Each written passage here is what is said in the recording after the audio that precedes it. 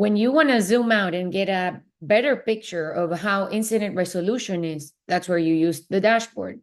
When you come to the dashboard, you'll get three sections. At the top, today's snapshot telling you how many open incidents there are, if there's a decrease compared to last week, and if the team is resolving faster or slower. Then you'll get this section to understand incident trends. Are there more incidents happening or less? How as quickly is the team resolving them? And you can change the look back range to also get that fuller picture over time. Seems like it's not a great time right now.